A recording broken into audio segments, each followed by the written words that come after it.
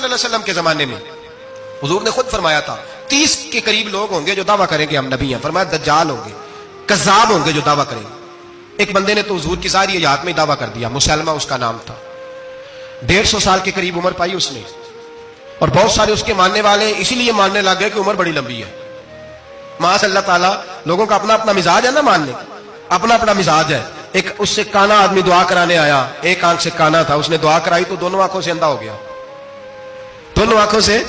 اللہ نے اسے سزا دی تو ایک ماننے والا کہنے لگا فٹافٹ مان جاؤ, ورنہ جو اس کی نہ مانے پورا اندھا ہو جاتا ہے. ماننے والوں کا اپنا انداز ہے نا. ایک لنگڑا آیا, ایک ٹانگ سے لنگڑا کے چلتا تھا, مسلمہ سے دعا کرانے آیا تو دوسری بھی ضائع ہو گئی. یہ اس کا حال تھا. پر ماننے والوں کا کیا کیا جائے, ماننے والے جس کو مرضی ماننے لگتے ہیں, نفسیاتی طور پر لوگ کمزور ہو جاتے ہیں. مسلمہ نے نبی پاک صلی اللہ علیہ وسلم کو خط لکھا, کہنے لگا حضور کے زمانہ مبارکہ میں, اور کچھ حدیثیں ایسی بھی ملتی ہیں جس سے یہ ثابت ہوتا ہے کہ اس کی حضور سے ملاقات بھی ہوئی, سامنے کچھ بول نہ سکا, جا کے خط لکھا. کہنے لگا کہ آپ میرے ساتھ معاہدہ کر لیں, جب تک آپ حیات ظاہری میں آپ نبی, اور جب آپ کا وصال ہو جائے تو میں نبی, یا یہ معاہدہ کر لیں کہ آدھے عرب کے آپ نبی اور آدھے کا میں نبی. معاذ اللہ. اس نے یہ خط لکھا. نبی پاک نے جواب لکھا, فرمایا میں تو اللہ کا رسول ہوں, تو کذاب ہے, تو کذاب ہے, جھوٹا ہے. جب نبی پاک نے کذاب لکھا نا خط میں, کون لے کے جائے گا؟ اب اس کے دربار میں جانا ہے, حالات بڑے خطرناک ہیں, اس کے گرد بندے بھی ہیں, اور اس کے گھر جانا ہے, مشکل مرحلہ ہے. ایک صحابی تھے چھابڑی فروش, سر کے اوپر رکھ کے نا ٹوکرا, تو مدینے کی گلیوں میں کھجوریں بیچتے, 11-12 بچوں کے باپ تھے. کون جائے گا؟ اور جسمانی طور پہ بھی کمزور تھے. فٹافٹ اٹھے, کھجور کھا رہے تھے, ہاتھ کھڑا کر کے کہا حضور کسی اور کی ڈیوٹی نہ لگانا, میں جاؤں گا. جب یہ لفظ کہے تو ان کے منہ سے کھجور کے ٹکڑے گرے صحابہ کے چہروں پر. ایک صحابی کہنے لگے پہلے کھجور تو کھا لے, بڑی تجھے جلدی ہے بولنے کی, کھا تو لے. کہنے لگے اگر میرے کھاتے کھاتے ڈیوٹی کسی اور کی لگ گئی, تو کسی اور کی لگ گئی تو کیا کروں گا, جلدی ہے مجھے. حضور سید عالم صلی اللہ علیہ وسلم نے نا اپنا نیزہ دیا, گھوڑا دیا, فرمایا ذرا ڈٹ کے جانا, اس کے گھر جانا ہے. کہا محبوبہ فکر ہی نہ کرے, فکر نہ کرے. صحابہ کہتے ہیں اس طرح وہ نکلا جیسے کوئی جرنیل نکلتا ہے, اس کا انداز ہی بدل گیا, اس کے طور طریقے ہی بدل گئے. وہ یوں نکلے جیسے کوئی بڑا دلیر آدمی جا, حضور نے بھیجا ہے نا, نبی پاک نے بھیجا ہے نا, انداز ہی بدل گئے, طریقے ہی بدل گئے. مسلمہ کے دربار میں گئے, وہاں ایک شخص جو بعد میں مسلمان ہوا, وہ بتلاتا ہے کہ جب حضرت حبیب بن زید پہنچے نا تو نیزہ ہاتھ میں تھا, زور سے گاڑا جا کے اس کے دربار میں, زور سے گاڑ دیا زمین پہ. مسلمان نظر, کون ہو؟ آپ فرمانے لگے تجھے چہرہ دیکھ کے نہیں پتا چلا میں رسول اللہ کا نوکر ہوں؟ ہمارے تو چہرے بتاتے ہیں, ہم رسول والے ہیں, ہمارے تو چہرے بتاتے ہیں نبی پاک والے, تجھے پتا نہیں چلا کون ہوں, کیسے آئے ہو؟ فرمایا یہ تیرے خط کا جواب لایا ہوں. بادشاہوں کا طریقہ یہ تھا کہ خط خود نہیں پڑھتے تھے, ساتھ ایک بندہ کھڑا ہوتا تھا, وہ خط پڑھتا تھا. مسلمان نے اس کو خط دیا, پڑھو. جب اس نے خط پڑھا تو لکھا تھا تو کذاب ہے. اب سب نے سن لیا, اکیلے میں ہوتا تو چلو بات اور تھی, سن لیا سب نے, آگ بگولا ہو گیا, آنکھیں سرخ ہو گئی, جلال برسانے لگا. اب اور تو کچھ نہ ہوا, سامنے حضرت حبیب کھڑے تھے, اٹھا تلوار لے کے, کہنے لگا تیرے نبی نے مجھے کذاب کہا ہے, تیرا کیا خیال ہے؟ مانے لگے خیال والی بات ہی کوئی نہیں, جسے نبی پاک کذاب کہے وہ ہوتا ہی کذاب ہے, جسے حضور جھوٹا کہے وہ ہوتا ہی. فرمایا تو 7 سمندروں کا پانی بھی بہا دے تو تیرا جھوٹ دھل سکتا, تو ہے ہی جھوٹا, جسے حضور نے جھوٹا کہہ دیا وہ جھوٹا ہے, جھوٹا ہے. کہنے لگا پیچھے پلٹ کے دیکھ, سارے میرے پہرے دار ہیں, میرے سپاہی ہیں, تلواریں, نیزے, خنجر, تیر, سارے میرے ماننے والے. کیا لفظ ہے, کیا حسن ہے, کیا توانائی ہے. حضرت حبیب بن زید فرمانے لگے میرے 12 بچے ہیں, ان میں سے کچھ ایسے ہیں جو دودھ پیتے ہیں, کچھ ایسے ہیں جو ابھی چل نہیں پائے. میں جب رسول اللہ کا پیغام لے کے نکلا تھا تو میں نے پلٹ کے بچے نہیں دیکھے, تو تیرے پہرے دار کیسے دیکھ لیں؟ جو چیز مجبور کرتی ہے, باندھ لیتی ہے, وہ نہیں جب میں نے دیکھی تو میں تیرے پہرے دار دیکھو. جو جی میں آتا ہے کر, غلامان محمد جان دینے سے نہیں ڈرتے, یہ سر کٹ جائے یا رہ جائے کچھ پرواہ نہیں کرتے. فرمایا ان کو نہیں دیکھا جن کو دیکھنا چاہیے تھا, تجھے دیکھوں.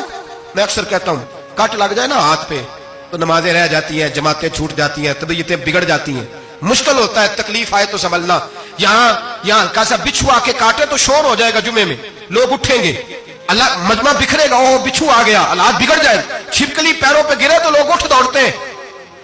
حضرت حبیب بن زید انصاری کھڑے تھے, انگلی نہیں, ہاتھ نہیں, کٹ نہیں لگا. مسلمہ اٹھا, اس نے زور سے تلوار ماری, بازو کٹ کے گر گیا, فوارہ نکلا خون کا. او بھائی بچھو کاٹے تو سنبھلنا مشکل, ذرا تصور کرو, ہاتھ کٹ گیا. حضرت حبیب بن زید کھڑے ہیں, کہنے لگا اب تیرا کیا خیال ہے؟ آپ فرمانے لگے تو بڑا بیوقوف ہے, ہمیں آزماتا ہے, ہمیں تو بدر سے لے کر احد تک ساری دنیا آزما چکی ہے، ہمیں آزماتا ہے، ابھی بھی خیال پوچھتا ہے۔ فرمایا میرا خیال وہی ہے جو میرے رسول نے فرما دیا ہے، خیال وہی ہے جو نبی پاک نے کہہ دیا ہے۔ پھر تلوار ماری، دوسرا ہاتھ کٹ گیا۔ ذرا سوچنا، غور کرنا، ٹانگ ٹوٹی نہیں، ہڈی نہیں ٹوٹی، ماس نہیں اکھڑا، ہاتھ کٹ کے گرا، دو ہاتھ گر گئے، زمین پہ گرے۔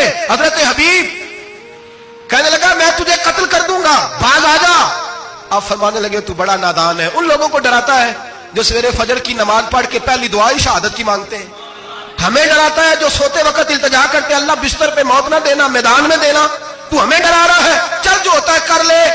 اس نے خنجر رکھا، تلوار رکھی گردن پہ، فرمایا میں کاٹ دوں گا۔ فرمایا کاٹتا کیوں نہیں، کاٹتا کیوں نہیں؟ اور وہ روایت کرنے والے کہتے ہیں مسلمہ کے ہاتھ کانپتے تھے ختم نبوت کے تحفظ کے لیے۔ جب نبی پاک کے غلام نکلے تو جھوٹا دعوے کرنے والے کانپ کھڑے ہوئے، کہتے ہیں اس کے ہاتھ کانپتے تھے۔ حضرت عبید بن زید کٹے ہوئے بازوؤں کے ساتھ بھی توانا تھے، قلم توڑ گئے میاں محمد بخش صاحب، فرمانے لگے وہ کچا رنگ للاری والا جیڑا چڑھدا لیندا رہندا، اے عشق تیرے دا رنگ محمد چڑھ جائے پھر نہیں لیندا۔ جب تلوار چلی، گردن کٹی، تو رسول اللہ کی ختم نبوت پر پہرا دینے والوں کا اجر میرے رسول نے بیان فرمایا، میرے نبی نے اجر بیان کیا، ڈگری جاری فرمائی، سند کی حضور نے، وہاں گردن کٹی اور جہاں مدینے میں حضور کی آنکھوں میں آنسو آئے۔ یا رسول اللہ کیا ہوا؟ فرمایا میرا حبیب شہید ہو گیا ہے اور رب کریم نے اس کے لیے جنت کے سارے دروازے کھول دیے، سارے دروازے اللہ نے کھول۔ یہ سند جاری کی نبی پاک، ختم نبوت مسلمان کا عقیدہ۔ حضرت ابو بکر صدیق نے ختم نبوت کے تحفظ کے لیے پورا ایک دستہ تیار کیا۔ ابو جال کے بیٹے جناب سیدنا اکرمہ رضی اللہ تعالیٰ عنہ، ان کی سربراہی میں جناب سیدنا ابو بکر صدیق رضی اللہ تعالیٰ عنہ نے لشکر تیار کیا۔ وہ لشکر گیا، اس لشکر میں حضرت وحشی بھی تھے جنہوں نے حضرت امیر حمزہ کو میدان احد میں شہید کیا تھا۔ فرماتے ہیں میں دعا کرتا تھا اے اللہ بہترین مسلمان میرے ہاتھوں شہید ہوا ہے، اب میرے ہاتھوں کوئی بدترین کافر قتل کرا تاکہ میرا کفارہ ہو جائے۔ فرماتے ہیں جب میں نکلا میدان میں پہنچا تو مسلمہ میرے سامنے آ گیا، جھوٹی نبوت کا دعویٰ کرنے والا۔ کہتے ہیں جب سامنے آیا تو میں نے اس کو مارا، تیر وہ گرا، اور جب گرا تو میں نے رکھا پھر اس کی گردن پہ پیر۔ میں نے کہا میرے رسول تو میدان بدر میں دعا کریں تو 5000 فرشتے آتے ہیں، تو ذرا پلٹ کے دیکھ بے ایمان تیرا حال کیا ہے۔ فرماتے ہیں میرے قدموں کے نیچے، میں نے کہا تو میرے نبی سے مقابلہ کرنے چلا تھا؟ میں رسول اللہ کا ادنا غلام ہوں، نہ بدری ہوں، نہ اشرا مبشرہ میں سے ہوں، نہ میں خلفائے راشدین میں سے ہوں، پر ہوں رسول کا غلام، الصحابی کن نجوم میں شامل ہوں۔